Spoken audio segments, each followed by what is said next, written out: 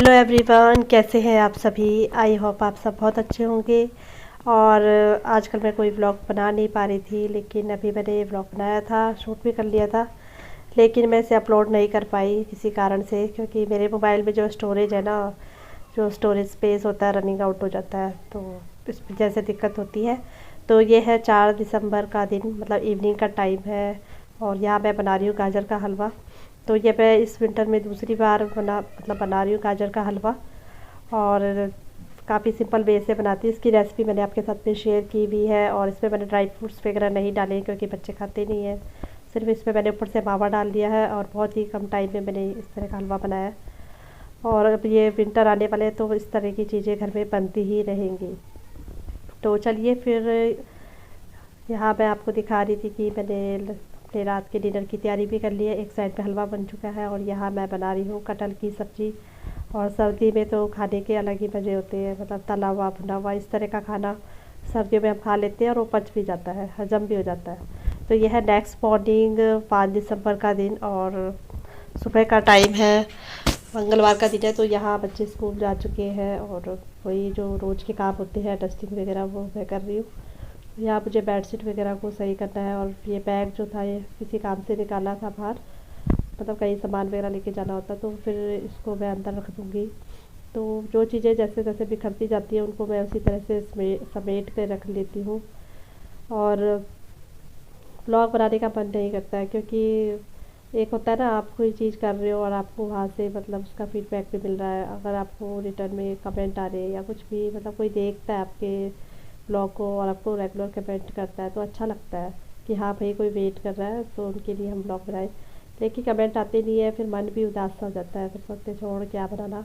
और बाकी यहाँ इस तरह से यूट्यूब पे वीडियो बनाना, ये सब बनाना, चैनल बनाना, ये कोई पैसे कमाने का ही वो नहीं होता है। कई लोग अपनी लाइफ में काफ़ी अकेलापन महसूस करते हैं, मतलब सब कुछ होता है, फैमिली होती है, बच्चे होते हैं, सब होते हैं, लेकिन फिर भी ना एक उम्र का पड़ाव कहिए या ऐसा मतलब स्टेज कहिए कि हम थोड़ा सा मतलब अकेलापन महसूस करते हैं, क्योंकि बच्चे स्कूल में बिज़ी हो जाते हैं, बड़े बूढ़े अपने साथी तलाश करते हैं बाहर, मतलब अपनी उम्र के लोगों के साथ बैठते हैं, और हस्बैंड जो लोग जो होते हैं अपने ऑफिस के काम, घर संभालने का जो उन पे जिम्मा होता है उस पर बिजी होते हैं। तो यहाँ एक जो हाउस वाइफ होती है वो थोड़ा घर के काम तो रोज़ ही करते हैं, उसमें भी टाइम पास होता है, लेकिन कहीं ना कहीं मुझे ऐसा लगता है कि थोड़ा सा अकेलापन महसूस होता है। तो इसलिए मैं अपने ये वीडियो बनाती थी, और इसका कोई भी ये नहीं था कि मैं पैसे कमाऊँ ये कराऊँ। पर हाँ, ये होता है कि हम कोई चीज़ शेयर कर रहे हैं, उसके बदले में हमें थोड़ा सा अर्निंग भी होती है, तो अच्छा लगता है। और अगर अर्निंग ना भी हो, लोग मैसेज करें, कमेंट करें, तो और भी अच्छा लगता है कि हाँ लोग देखते हैं। और इतना अच्छा तो मुझे एडिटिंग नहीं आती है अभी भी, क्योंकि कई चीज़ें मैं देख रही हूँ, सीख रही हूँ। और बाकी म्यूज़िक की बात करूँ, वीडियो में म्यूज़िक लगाते ना तो कॉपीराइट बहुत आता है। और जो बड़े बड़े यूट्यूबर हैं, और काफ़ी ऐसे लोग हैं जो छोटे भी हैं, यूट्यूबर भी हैं, लेकिन मैं छोटा बड़ा नहीं कह रही, मतलब छोटे यूट्यूबर से मेरा मतलब है कि जो नए क्रिएटर है, तो वो भी काफ़ी अच्छी नॉलेज लेके ही वीडियोस बनाते हैं, उनको भी अच्छी काफ़ी अच्छी एडिटिंग वगैरह आती है।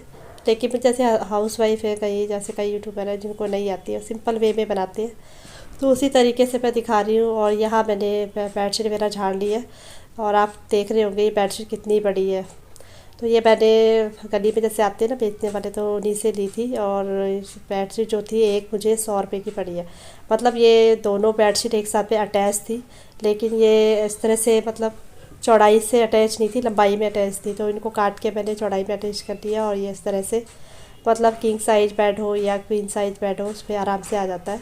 जैसे मेरे अंदर वाले कमरे में 4x6 के 2 बेड लगे, तो उन पर भी आराम से बिछ जाती है। और साइडों से मतलब काफ़ी ज़्यादा है इसमें, तो इसको फोल्ड भी कर सकते हैं, दबा सकते हैं गद्दे के नीचे, दिक्कत नहीं आती है। और ये सर्दियों के पर्पज़ की है, मतलब जैसे हल्की ठंड आती है तो उस टाइम पे सही रहती है, ज़्यादा ठंड में भी इसे बिछा सकते हैं, और बिछाने के बाद इसका लुक अच्छा आता है। तो यहाँ सारी बेडशीट के ऊपर ये है कि इसको जब साइडों से दबाते ना, इतना सारा मतलब बेडशीट का हिस्सा जब दबाते तो उसमें टाइम लगता है, तो इसलिए मुझे टाइम लग रहा है। और मेरे जो गद्दे हैं सिंपल घर के बनाए हुए ऐसे ही हाथ के बने हुए हैं, कोई मार्केट के गद्दे नहीं है जो मतलब अच्छे से बेडशीट उसके अंदर टक करो तो एकदम से दब जाए, वैसे गद्दे नहीं है। तो इसलिए इनको मुझे उठा के इनके नीचे बेडशीट को दबाना पड़ता है। और इसके बाद मुझे वही घर पे रोज़ के जो काम होते हैं, झाड़ू पोछा ये सब करना है। कभी कभी तो मुझे भी ये सब दिखाना, ये सब करना बोरिंग सा लगता है। करने में तो सही लगता है, लेकिन वीडियो रिकॉर्ड करना इस चीज़ का, हम क्या कर रहे हैं, काफ़ी वो हो जाता है। तो यहाँ मेरी बेडशीट जो है अच्छे से बिछ चुकी है। अब ये तकिए वगैरह जो है इनको भी अच्छे से लगा दूँगी। तो यहाँ मैं अब ये तकिए वगैरह लगा रही, तो ये भी कॉटन के बने हुए हैं। और जो एक दो तकिए थे फाइबर के भी है, जो मेरी शादी के टाइम से भी थे, तो वो दो जो थे पतले पतले हो गए थे, उनको मिला के मैंने एक बना लिया। फिर उसके बाद हमने दो पिल्लो और लिए थे फाइबर वाले। फाइबर वाले पिल्लो लेने का फ़ायदा ये होता है कि इन्हें हम वॉश कर सकते हैं, मतलब इनके अंदर की जो रुई भरी होती है ना फाइबर वाली, उसको आप सरफ में धो सकते हो और धूप में सुखा सकते हो, फिर दोबारा से अगेन उसको भर सकते हो। उसको ऐसे सेट नहीं करना पड़ता। पर जो कॉटन वाली पिल्लो होती है ना, इनके साथ दिक्कत ये होती है कि ये टूट जाते हैं। और कॉटन जो होती है ना, जैसे हम बहुत ज़्यादा टाइम से यूज़ करें तो वो पीली पीली सी पड़ जाती है। ना तो इसको वॉश कर सकते हैं और ना ही इसे मतलब वो कर, बस इसको ये है कि धूप में सुखा लो। तो ये मेरे ख़राब हो चुके हैं, क्योंकि बच्चे जो है आपस में जैसे करते हैं पिल्लो फाइट वगैरह, तो इस चक्कर में ये टूट चुके हैं। खैर अभी इनसे ऐसे ही काम चल रहा है, तो देखते हैं कब तक ऐसे रहते हैं। नए भी लेके आऊँगी। और इसके बाद बिस्तर वगैरह सही करने के बाद वही झाड़ू वाड़ू लगा लूँगी। तो मैं बाकी घर का जो हिस्सा वो नहीं दिखाती आपको, बहुत कम दिखाती हूँ। काफ़ी रेयर होता है कि मैं आपको बालकनी का, अंदर वाले कमरे का, इस तरह का वहाँ का भी दिखाऊँ। तो मैंने कहा सिंपल सा जो रोज़ का रूटीन है, जैसे बाकी यूट्यूबर दिखाते हैं, तो चलो मैं भी दिखा लेती हूँ। वैसे ही टाइम पास हो जाता है ना, कभी कभी इस तरह की वीडियो बनाते हैं। तो यहाँ झाड़ू वाड़ू लगा लूँगी। और ये सर्दियों में पता नहीं क्या होता है, रोज़ झाड़ू लगाओ, कितनी सफाई करो, डस्टिंग करो, रुई रुई सी निकलती है नीचे से फर्श में। पता नहीं, या तो ये ब्लैंकेट वगैरह, गर्म कंबल वगैरह जैसे हम उठते हैं, उनमें से जो मेरे ख्याल फैब्रिक जो होता है, फाइबर जो होता है, वो निकलता है। तो वो इसी का रुई रुई सा हो जाता है। मुझे काफ़ी गंदा लगता है, क्योंकि वो उसको जब झाड़ू लगाते हैं तो वो झाड़ू में भी चिपक जाते हैं। तो क्या ये काम तो रोज़ करनी ही है, तो आदत पड़ चुकी है। और मेरे अभी मतलब हल्की हल्की ठंड है, इस बार ठंड का भी मतलब पता नहीं चल रहा है। सुबह शाम तो थोड़ी हल्की बहुत लगती है ठंड, और दिन में तो ऐसा लगता है कि बहुत गर्मी है।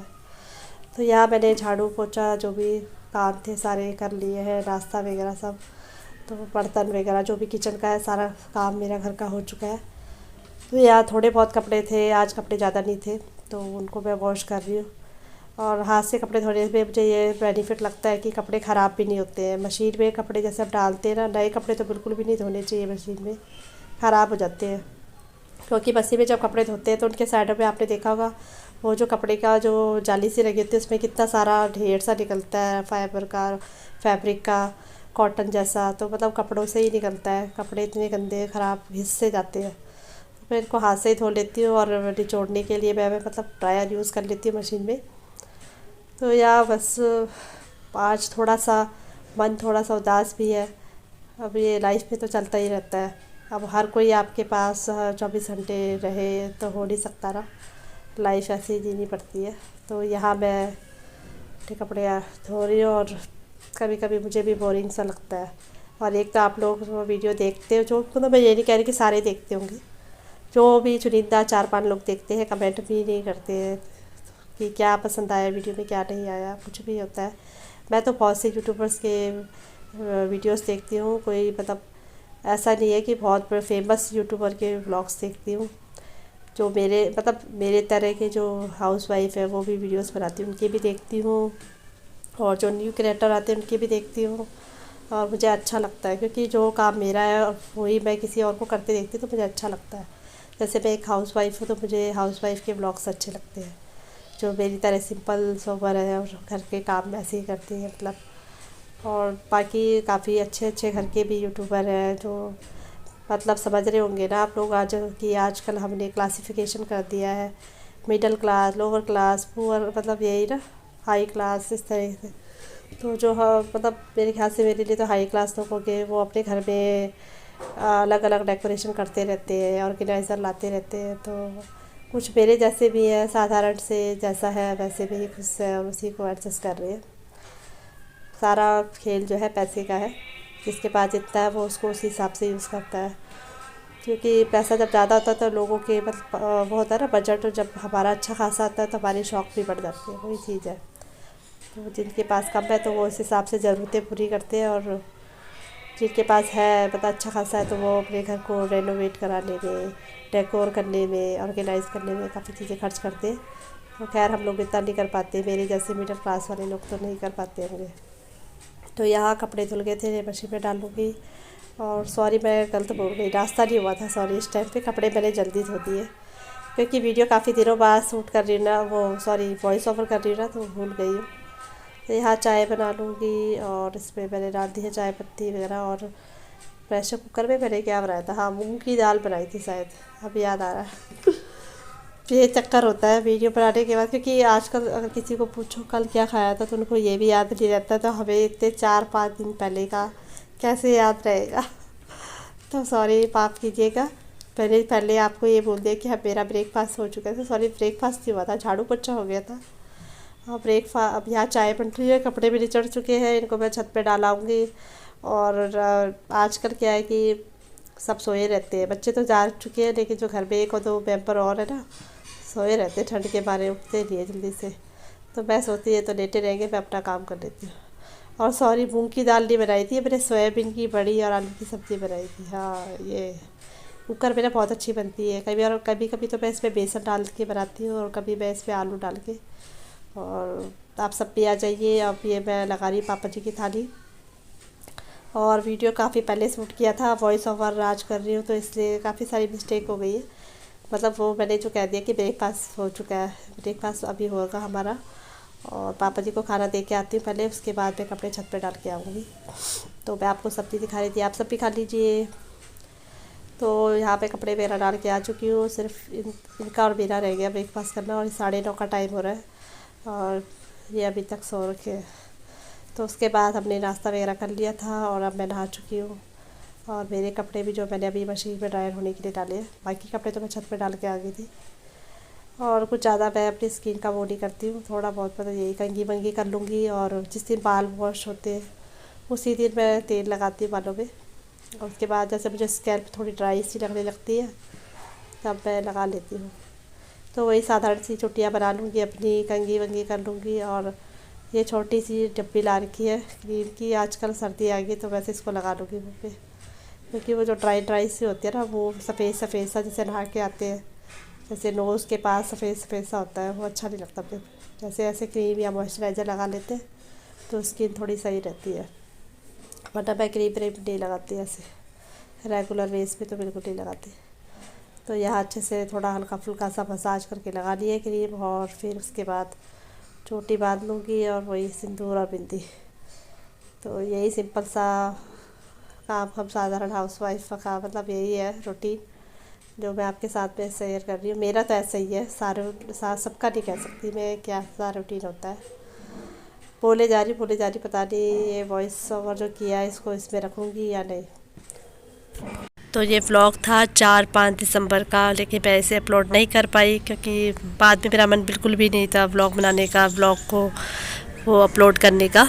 लेकिन ये जो आज मैं वॉइस ओवर कर रही हूँ, ये वॉइस ओवर है 23 जनवरी 2024 का।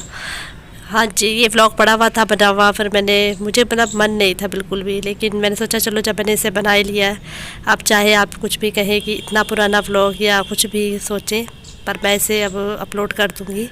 और कल हम सब ने दिवाली बनाई है और मुझे लगता है कल सबसे बड़ी दिवाली रही होगी, क्योंकि हर साल जो दिवाली आती है अक्टूबर नवंबर में वो तो हम बनाते ही हैं, लेकिन कल का ना कुछ अलग ही मज़ा था। कल एक अलग सा ही उमंग और जोश था। और आई होप आप सब ने भी बहुत अच्छे से सेलिब्रेट की होगी दिवाली। और अब तो राम जी अपने घर आ चुके हैं, बस यही सुन के भी ना बहुत अच्छा लग रहा है और देख के भी। तो ये सिंपल सा मेरा व्लॉग था, आप सबको कैसा लगा ज़रूर बताइएगा। अगर अच्छा लगा है तो इसे लाइक कीजिए, कमेंट कीजिए, शेयर कीजिए और हो सके तो मेरे चैनल को सब्सक्राइब कीजिए। मेरा चैनल क्या है तो आपका ही, क्योंकि आप लोग ही वीडियो देखते हैं और आप लोगों के लिए वीडियो बनाते हैं हम सब। तो ज़रूर बताइएगा कैसा लगा और आप सब ने कैसे सेलिब्रेट किया कल का दिन, यानी कि 22 जनवरी 2024 का दिन कैसे सेलिब्रेट किया, ज़रूर बताइएगा। फिर मिलते हैं नेक्स्ट व्लॉग पे, तब तक के लिए बाय।